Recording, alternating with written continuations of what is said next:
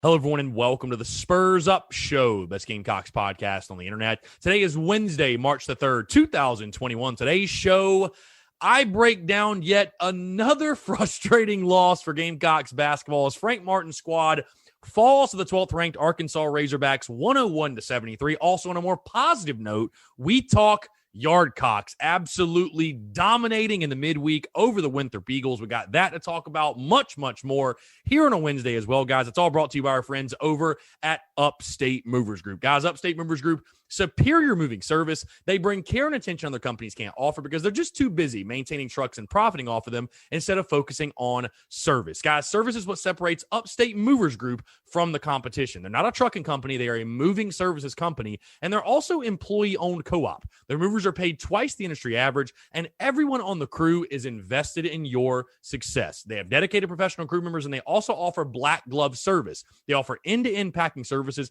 custom crating and packaging for special items, and cleaning services as well. They're founded by Greenville natives and University of South Carolina alumni, guys, so a Gamecock-owned small business. They also offer 20 years of project management moving experience, and they can offer logistics and solutions that traditional moving companies simply do not have the skills for. Guys, whether you're in the upstate or across the state of South Carolina, if you have any moving needs in 2021, be sure to check out our friends over at Upstate Movers Group. You can find them on social media at Upstate Movers Group. And of course, if you have any other questions, be sure to go to their website, upstatemoversgroup.com. That's upstatemoversgroup.com. Be sure to check them out and tell them Chris from the Spurs Up Show sent you. Let's get it.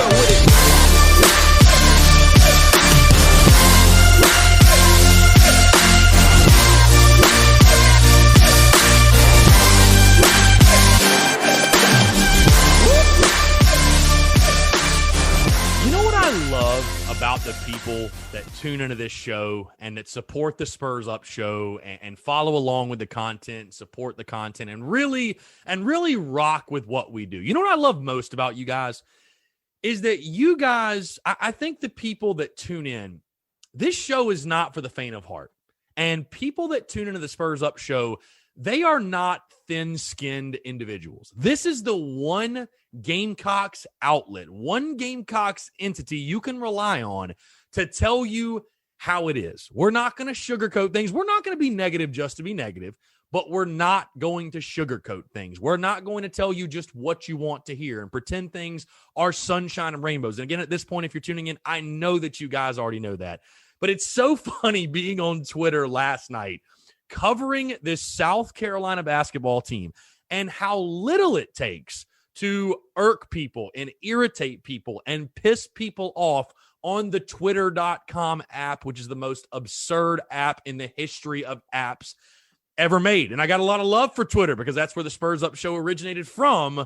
But it's so funny to see people when you say something that's really not even that outlandish, really not even that debatable or that critical or anything like that, to see how much people get their panties in a wad, if you will. Again, guys, thank you so much for tuning in. First things first, I'm Chris Phillips, your host of the Spurs Up Show. As always, guys, like I said, we've got a lot to dive into here on a Wednesday, and we have to start first on the hardwood. And back to the point I was making at the start of the show. Gamecocks, as we all know, falling to Arkansas 101-73. 28-point blowout loss. Really quickly, I'll go down these stats. Gamecocks give up 55% from the field, 45% from three-point range. Again, Arkansas eclipsing the century mark. They led by 17 at half, and they win the game by 28 points. I made this remark on Twitter, which, again, I'm going to let you guys know what it was, and then I'm going to explain. Because, again, I thought it was funny, but I made this remark on social media. I said this, and I stand by it. I genuinely respect any Gamecock fan who has taken their hard-earned money and went out of their way to buy tickets to support this team and to actually go watch this team. And guys, I say that because I'm laughing with you. I'm right there with you. I'm one of these crazy, psychotic people. I'm right there along with you for the ride. Hey, I haven't been to every single game because I was unable to get season tickets this year due to COVID. I had season tickets last year, wasn't able to get them this year. If I was able to get them, I would be at every single game. But unfortunately, I have not been able to do so. But I've watched every single minute. We've covered every single game. We've done pregame shows, postgame reactions, podcasts, content for every single game. Even when weeks ago, I think you guys would agree, 99.9% of this fan base collectively agreed that, hey, the season's a wash, it don't even matter, and we're completely checked out on it, which is totally fine, by the way. I don't judge anybody who feels that way because you know what? At South Carolina, football gets your undying support, your undying loyalty no matter what, right? Honestly, basketball and baseball, you have to have a product, and I've said that many, many times before. But I made that statement on Twitter, and I hate to like harp on it because, again, I know that 99% of people that tune into this show and that are even on Twitter or social media, like they're not these people that are just causing a stir and trying to cause controversy just to do it. But I just kind of like tell you guys to laugh at it. People saying, questioning my loyalty to South Carolina, saying something like that. Oh, real fans are in the building. Real fans are here supporting. First things first, like I'm not knocking anyone that wants to go pay for tickets and watch South Carolina play. Go do that. I encourage that. You should go do that. That's great. That's awesome. But it still doesn't change the fact that if you do that, South Carolina should be giving you just give you a free Chick-fil-A sandwich, give you an award, give you a plaque, give you something, give you a gold star. Because with this season, this team that's 6-13 right now, and that is getting blown out left and right, just getting the absolute doors blown off them. If you have been victimized by this Gamecocks basketball team, especially in person, my God, you should get some recognition, bottom line. I'm just saying right now, you really should. I'm giving you more of a pat on the back than criticizing you. Like I said, I'm laughing with you, not at you, because I'm right there with you. I'm the psycho who's watching every minute too. Like, I feel crazy. Honestly, I feel crazy. And somebody made the point to me on social media, like, oh, isn't this your job? Like, yeah, but I'm my own boss. I don't have to do anything I don't want to do, technically.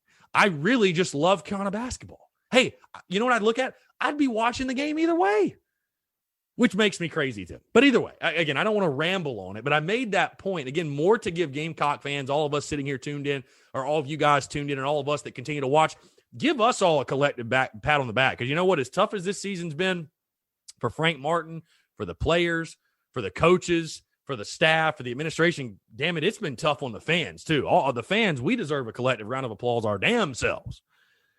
So, yes, it was another tough night for Carolina basketball. You lose by 28 points. What is there really to say? You know what I mean? I will say this because, listen, I think that AJ Lawson's gone after this season. Could he return? Sure. But what does he have left to prove at the college level? Like, what else does he need to do? What is it really going to benefit him to come back? He had another typical AJ Lawson night, 28 minutes, 18 points. I'll say this. If that was the last time we saw AJ Lawson suit up in the garnet and black in Columbia at the CLA, it's a damn shame. It really is. Like, I think AJ Lawson is a really, really good basketball player. And yes, he's had his ups and downs. Yes, he's been streaky. Yes, he's been inconsistent. But he is a solid basketball player, no doubt. And if that's the last we've seen of him in this crazy, horrid season, and especially in a game like that with that result, it's just a damn shame. It really, really is. And again, I think we can all agree it's a damn shame to see the type of performance we've seen from this team this season with the type of talent you have on this roster, no doubt. But I don't know. It's a shame. It's a shame. Again, going down the list, Keyshawn Bryant, 13 points. You had Jalen McCreary with 10 points. You had Trey Hannibal and Jermaine Kuznar with 8 points each. Seventh Woods had 6 points. Minot had 4 points. Justin Minaya with just 2 points. I don't know what has happened to Justin Minaya this season. Moses Moody for Arkansas. Looking at the Arkansas side of things, boy, oh boy. Moses Moody had 28 points. Justin Smith had 22. J.D. Note had 21. Desai Sills had 15. And again, guys, it's just the same old with this basketball team.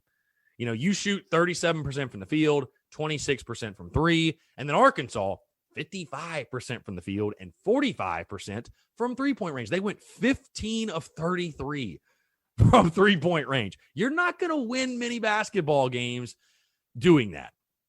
And, again, you can say tip the cap to Arkansas, give them credit. They're a great basketball team. And they are, certainly. They really are. There's no question. But, I mean, this is just a bad South Carolina team. And I don't know. It's really, early in the season, it was COVID. It was the lack of practice time. It was the lack of playing time. But now as we sit here, what do you put your finger on as like, this is what went wrong with this season? You know what I mean? Like, because again, after the COVID stuff happened, like, I think we all could have predicted the season wasn't going to go how we all hoped it would, because we all hoped and thought this was an NCAA tournament caliber team. But for it to have gone as bad as it has, like, what do you, I would ask you guys, if you want to respond in the comments or DMs or whatever, like, what do you point to? Like, what do you think went wrong this season? I think a lot of it's mentally, obviously, because, again, you got guys that have talent.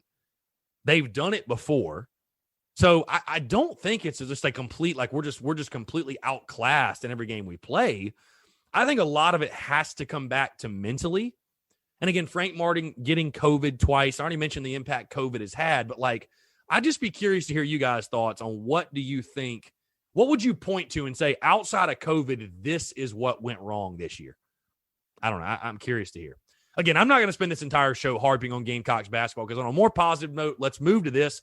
Gamecocks baseball just completely dismantling Winthrop in the midweek. Guys, I'm actually recording this right now. It's the bottom of the 8th inning. And as I mentioned that, Winthrop has the bases loaded with one out, but it is currently 16-3 South Carolina. CJ Wines is on the mound for the Gamecocks. But 16-3 in the bottom of the 8th. South Carolina scored 5 in the second, 2 in the third, 9 in the fourth. Brady Allen, 3 for 4 ribbies. Andrew Eister, 1 for 4 with 3 RBIs. Both Allen and Eister with big home runs. Joe Satterfield getting his first start of the season, 3 for 5 with 4 RBIs. You had David Mendham with an RBI. A really, really big night. It's so funny. People came in this game saying, oh, is there going to be a hangover? What's it going to be like? And by the way, Winthrop just scored, so it's 16-4 now, Gamecocks. But again, this one well in the bag. Carolina up 12 runs with an inning to play. But a lot of people were saying, and it was a fair question, by the way. People saying, oh, what is this team going to be hung over? You just took a huge series over your rival over the weekend. You just swept Clemson, back-to-back walk-off games. What are the emotions going to be like? Are you going to be up for this game? Is there going to be a hangover? Well, I'll tell you this. The Gamecocks bats did not get the memo in regards to a quote-unquote hangover effect from that Clemson series. 16 runs, guys. 16 runs on 15 hits for South Carolina. And by the way, 0 errors for the Gamecocks. So a clean game in the field as well. Overall, again, I said this on the Daily Crow. All I really wanted to see from South Carolina baseball was just find a way to get the win in the midweek. That's really all you focus on. Baseball is not a game where you need quote-unquote style points. I mean, in a game like this, you'd like to see yourself get up big so you can get younger guys in there. And, hey, you've been able to do that. Connor Sino's catching for you now, a true freshman. Jalen Vasquez is playing second base, a freshman. Brandon Fields, who I apologize, guys. I thought Brandon Fields was hitting the transfer portal. I guess he decided to come back. He's in the lineup for you at outfield. Jack Mahoney even got a pinch hitting opportunity. Michael Robinson got a chance to play shortstop for you. So overall, you've gotten a lot of guys on the bump too. Josiah Seitler started the game. I thought he threw fairly well. Danny Lloyd, Mag Cotto, Parker Coyne, Brett Thomas, and now CJ Wines on the bump. You like being able to get a bunch of guys out there and play a bunch of guys and get their feet wet and get them experience and all that good stuff. But a very loud midweek win for South Carolina. You stay undefeated on the year. You go to 7-0, and now you've got this big weekend series against Mercer at Founders Park. And like I said before, Mercer, a quality ball club for sure, and a ball club that I know South Carolina will not take lightly, and Gamecock fans should not take them lightly either. But again, overall, and Winthrop just scored again at 16-5. 2 outs with the runner on third, but again, bottom 8, Gamecocks up 11. There's no threat in this one that Winthrop's going to come back. So South Carolina goes 7-0, big midweek win, like I said. And again, you like to keep the momentum going, especially offensively. You really like to keep that momentum going, especially offensively. You love to see your leadoff hitter and Brady Allen, like I said, have a big night. Andrew Eister just continues to swing a hot stick, and other guys getting the bat going. Even Josiah Seitler, the pitcher, he went 3 for 3 with a walk. Have a night on the mound and at the plate. What a night. What a night. Great night to be a hitter. Great night to be a Gamecock hitter. Indeed. You know what? Like I said on social media, guys, and I'll tell you guys this here, after the disappointments and the, you could say, low-key embarrassments that Gamecocks football and basketball provided us with, it just feels so good at this point to tune into a Gamecocks baseball team that is just flat out taking care of business. Man, it just feels so good to have baseball to lean on right now. And again, we'll continue to watch. We'll continue to support. We'll continue to, you know, in my respect, cover it and do shows on it in regards to Gamecocks basketball because, hey, the season's still not over. You got a game Saturday at Kentucky. You've got the SEC tournament. But again, thank God for South Carolina baseball. I speak for all of Gamecock Nation when I say thank God South Carolina baseball has found a way to get off to this start they have against 7-0 after last night beating the Winthrop Eagles. So, guys, again, that's going to do it all for me, guys. Thank you so much for tuning in. Got a lot of great stuff coming this week. Podcasts, of course, all week long. The Daily Crow, noon to 1 every single day. And other than that, we got a great interview lined up for tomorrow as well. A lot of great stuff, guys. So, again, thank you so much. Have a great Wednesday. Have a great hump day, guys. And we'll talk to you tomorrow. Thanks so much.